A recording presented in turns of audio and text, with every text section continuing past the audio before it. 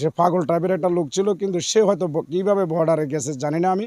তবে যাওয়ার পরে যে বিএসএফ তাকে গুলি করে হত্যা করেছে, এটা তীব্র নিন্দা জানাই। আমরা চাই না সীমান্তে এই হত্যাকাণ্ড। আমরা চাই কোনো অপরাধীর বিচার হওয়া। আমরা চাই এই দেশের প্রশাসন, ভারতের প্রশাসন আছে, তো যদি কোনো অপরাধী থাকে অপরাধী তারা যোগসূত্রে মিলে তাদের অপরাধী নির্মূল করার জন্য আমরা তার পক্ষে। তবে সীমান্ত হত্যার পক্ষে আমরা নই। আমরা সীমান্তে বাস করি, আমরা আতঙ্কিত থাকি কোন সময় বিএসএফ আমাদেরকে হত্যা করে।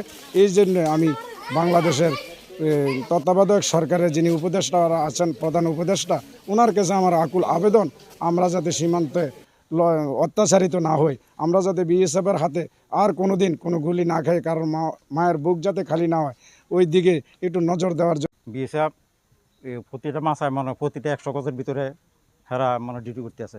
আমি প্রায় সময় ওনার সাথে কথাবার্তা বলি।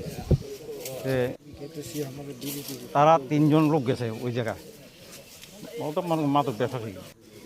যাওয়ার পরে 3 জনের মধ্যে 2 জন মানে চলে গেছে, আর একজন মনে করেন তারা ওই যে বিএসএফ অত পলাতক ছিল, ওই পলাতক অবস্থায় মনে করেন ওই একজনের মনে করেন দুইটা গুলি মারছে। 2টা গুলি মারার পরে একজন পড়ে গেছে, আর হেরা 2 জন মানে বাগিয়ে চলে গেছে, এতটুকু জানি। আচ্ছা, এবারে এই যে